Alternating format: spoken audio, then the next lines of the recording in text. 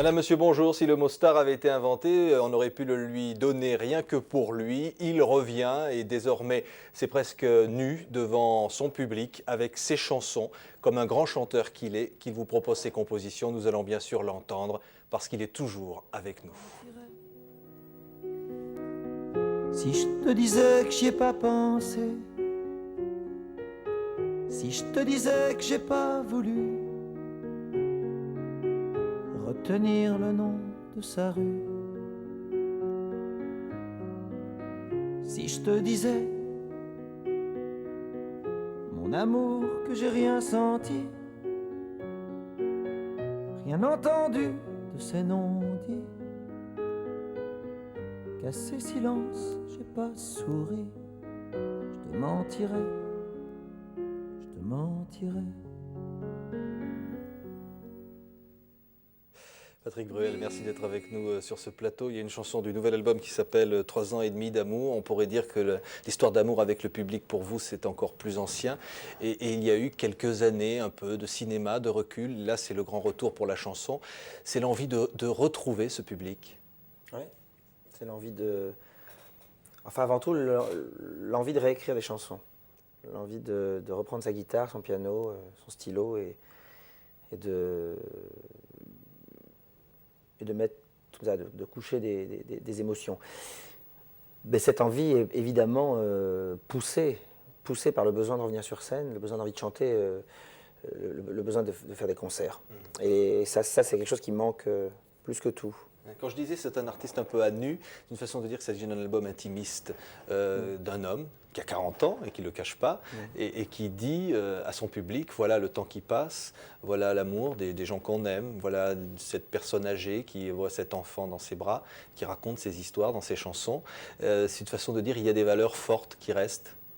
Oui, mais j'aime la lecture que vous faites du disque, c'est agréable, ça veut dire que vous l'avez écouté et ressenti fort. Et évidemment, je pense sincèrement que vous en parleriez mieux que moi. Bon, je suis là pour en parler évidemment, donc j'en parlerai, mais la façon dont vous l'abordez montre que justement cette introspection qui est assez forte, qui a pris un petit peu de temps, qui est forcément à des moments douloureuse, n'était pas obligatoirement destinée à rencontrer d'autres émotions. C'était au départ pour faire ce point avec moi-même et avec cette envie, mais bon, on ne sait pas si les chansons vont rencontrer les gens, et visiblement, à vous entendre et à entendre les gens, puis à en voir le premier accueil. C'est peut-être parce qu'on ressent certaines émotions. Je pense évidemment à la chanson dont on a entendu un extrait du clip à l'instant, Je te mentirai. Ouais. C'est-à-dire des choses que l'on pense. Et on se dit, tiens, il y a cette chanson, peut-être je l'ai pensée aussi. On peut l'avoir vécu. Hein, on peut l'avoir vécu. Ou la vivre, on n'est pas à l'abri. Ouais. C'est une histoire sur une sorte de trahison qui ne serait pas une trahison. Disons que c'est un homme qui vient voir sa femme et qui lui dit, j'en ai rencontré une autre. Aide-moi, parce que si tu n'es pas forte et si on n'est pas fort, notre histoire est en danger. C'est quelqu'un qui a fondamentalement pas envie de casser son histoire, mais qui est troublé ailleurs. Et ça arrive tous les jours d'être troublé ailleurs. C'est la façon qu'on a de le vivre qui est différente. Et le discours plutôt honnête d'aller voir sa femme et le dire n'est probablement pas un discours masculin. C'est quelque chose qui, je pense, s'apparente plus à... Il y a une part féminine, et d'ailleurs il y a une compositrice qui est assez présente, même si, une auteure, même si Je te mentirai, composé Patrick Bruel pour les paroles et la musique, il y a une auteure, on va dire, qui est là aussi, qui apporte sa note. C'est une jeune femme que j'ai rencontrée tout à fait par hasard et qui a voulu collaborer avec moi. Et de fil en aiguille, on est parti d'abord d'une chanson et ensuite on a été un petit peu plus loin. Ouais. Il y a une autre chanson qui dit « Tout s'efface ». Rien ne s'efface des bons moments et des choses extraordinaires qu'on vit, mais certaines choses nous échappent. Tout s'efface, c'est une chanson qui essaye de dire, c'est peut-être un peu c'est peut-être un petit peu vouloir conjurer le sort que de vouloir dire que tout s'efface, que même une histoire d'amour s'efface, que même un chagrin d'amour s'efface. Or, c'est pas le cas dans la chanson. En fait, tout s'efface, mais ça ne s'efface pas.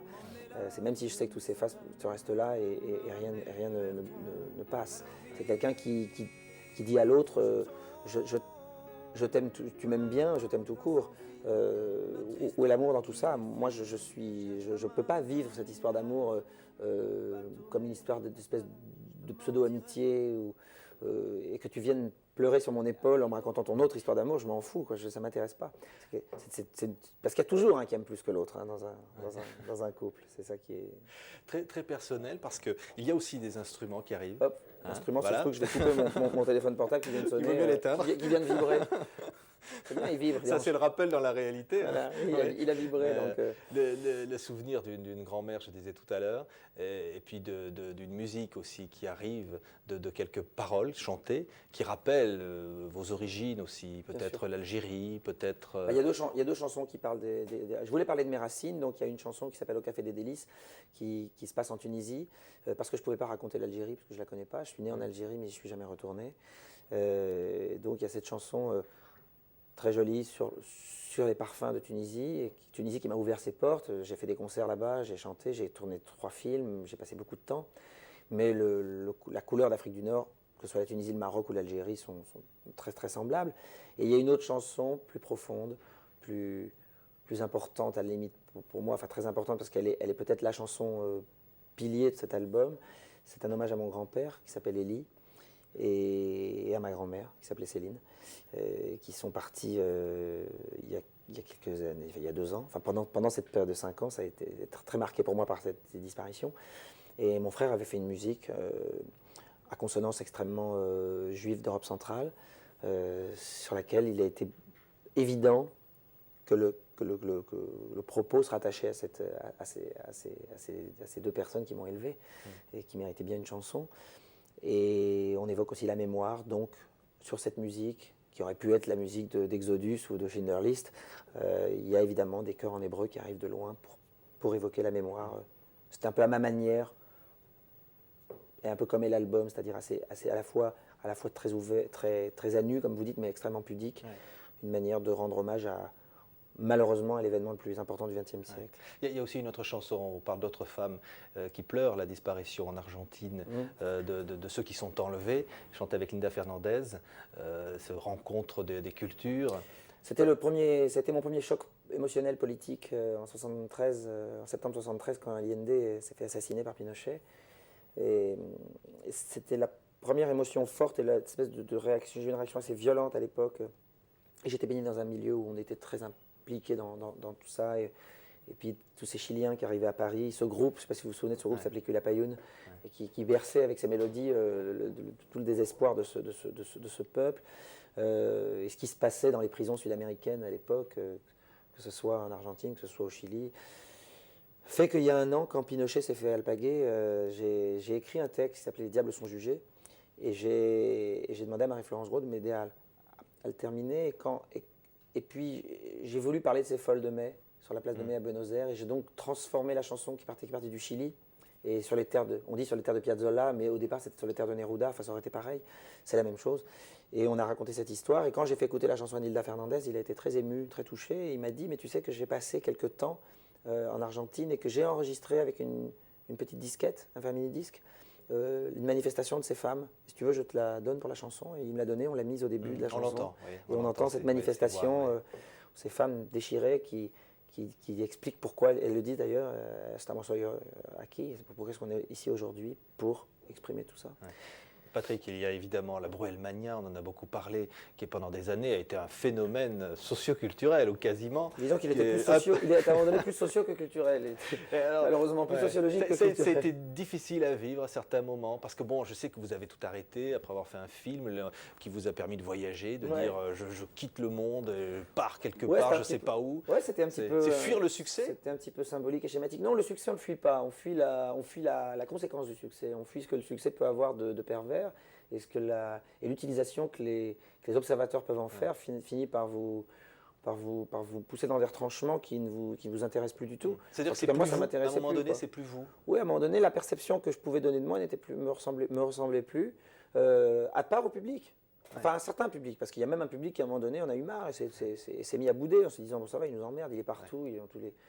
puis c'est too much, quoi. Quand c'est too much, On n'a pas l'impression qu'on n'écoutait plus les chansons, peut-être, un certain on moment. n'écoutait plus les chansons. Ouais. On écoutait, Ça, c'est terrible, on ne quand savait même, même plus qu'il y avait des chansons. On ne savait Ouais. même plus qu'il y avait un pianiste, un compositeur, un auteur, un guitariste. Qu'est-ce qu'on pense quand on a des filles qui dorment devant sa porte, qu'on a cette folie à un moment donné, on se dit c'est dingue. Quand des filles dorment devant sa porte, on ouvre la porte, non. Non, on pense, c'est deux étapes. On a l'étape le plaisir de donner du plaisir et le plaisir d'en recevoir et le plaisir d'être aimé. Et c'est quand même pour ça qu'on fait ce métier. Enfin, moi, en tout cas, c'est pour ça que je faisais ce métier. J'avais sûrement besoin d'être aimé peut-être plus que les autres. Donc ça, on me l'a rendu. À un moment donné, mais c'est simple. Ou on rentre dans une relation analytique avec tout ça ou pas. C'est-à-dire qu'on commence à analyser le problème. Si on n'analyse pas, on s'en fout. On vit les choses, on avance mais si on commence à analyser et qu'on voit que justement des jeunes gens du fanatisme, se mettent à consacrer plus de temps qu'il ne se doit et plus d'énergie qu'il ne se doit à quelque chose qui n'est pas fondamentalement concret, hein, qui n'est qu'une image. Donc quand ça prend des proportions normales, si j'ose dire, parce que qu'est-ce qui est normal, hein, on ne sait pas. Si ça prend des proportions normales, ça va, on le vit plutôt bien. Mais si on se sent à un moment donné responsable de parcours qui aurait pu être autre et parfois sûrement plus intéressant, on dit attention, quoi, c'est non. Et alors l'autre conséquence, c'est les photographes qui vous suivez partout. C'est peut-être terrible aussi, ça, la vie privée difficile. On a raconté que vous ne pouviez plus aller manger au Champs-Élysées une pizza, qu'il y avait trop de monde. C'est des conneries, ça. C'est des conneries, ça. C'est des trucs qui arrivent. C'est arrivé une fois, il s'est avéré qu'il y avait du monde et qu'il y avait de la presse. Bon, et que ça en a fait, justement, l'utilisation qui a été faite de ça c'était marrant, c'était vrai, on se retrouve dans un restaurant, qu'il y a une fille qui demande un autographe, puis 5, puis 10, puis les gens arrivent, puis ça fait une espèce d'émeute comme ça sur les Champs-Élysées. Sur le moment, oui, ça fait rire, ça fait marrer. Puis après, quand on voit tout ce qui est écrit derrière, et tout ce que ça représente, et que vous m'en parlez encore aujourd'hui, après 10 ans, ça fait 10 ans, hein, cette histoire, pratiquement, enfin 9 ans. C'est une pizza qui reste. Ça reste coincé quand même. Oui. Comme je dis, ça a pris trop de place. Et à un moment donné, j'ai pris du recul, je me suis dit, on va surtout aller écrire des chansons et on verra après. Et le Stade de France avec Johnny. Ah, ça c'est beau. Ouais. Et là, se dire quand même. Se dire, il est temps de revenir sur scène. Ouais. Ah bah, l'émotion d'abord d'être sur scène, oui. puis de retrouver ce public. Ah bah, quand 80 000 personnes vous disent de façon absolument nette et sans équivoque, maintenant c'est bon, reviens. Maintenant ça va, quoi. Alors donc ça a été le public de Johnny, ça a été le public de Goldman quand j'ai fait un concert avec lui cet été, ça a été le public de Julien Clerc, le public de Véronique Sanson. Ces 4 publics-là, me faisant une fête, je me dis que c'est 4 publics qui ne sont pas des moindres et donc ça me donnait très envie, bien sûr. On réécoute un tout petit extrait de ce clip, Patrick. Est-ce que tu m'attendras pour m'emmener là où je ne sais pas, pour me ramener vers toi? Alors vite, je tombe comme un pantin sans fil, notre histoire qui défile. Je cherche ta main dans les nuages pour pas tourner la page, je te mentirais. Mais à qui d'autre pourrais-je le dire,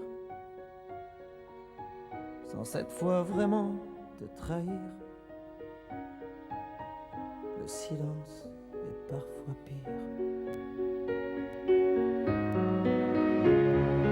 Vite, je tombe. Est-ce que tu seras en bas?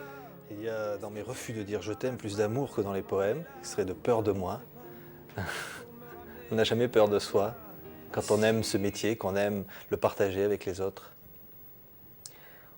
On a peur de soi quand on s'intéresse aux autres, en fait. On a peur de ses réactions, on a peur de son... On a peur de cet imprévisible qui peut troubler, qui peut choquer. Enfin, Patrick revient. Il y a 12 millions de personnes qui lisent ça, parce qu'il y a je sais pas, 3 millions qui l'achètent et 12 millions qui le lisent, donc... on se sent moins seul. Ça va, on se sent moins seul. Puis c'est très beau et ça fait plaisir, c'est joli. Hein. Merci Patrick Bruel d'être venu sur le plateau nous faire partager ce très très bel album. Merci. Il y a les chansons, elles sont là, elles sont fortes. Et puis je suis ravi moi d'être venu, Merci. Je suis ravi d'être venu sur TV5 parce que je salue au passage les milliers de gens qui se trouvent dans des hôtels aux 4 coins du monde et qui chopent TV5 à un moment donné et qui parce que je sais ce que c'est. Parce que et qui doivent te croiser pas mal. Hein. Et voilà, et c'est vraiment très agréable d'avoir cette chaîne qui apparaît dans une espèce de zapping, comme ça on tombe là-dessus quand on est à l'autre bout du monde et c'est très agréable. Merci Patrick Bruel, merci à vous de nous avoir suivis. Restez avec DV5 donc et puis très très bonne journée à tous.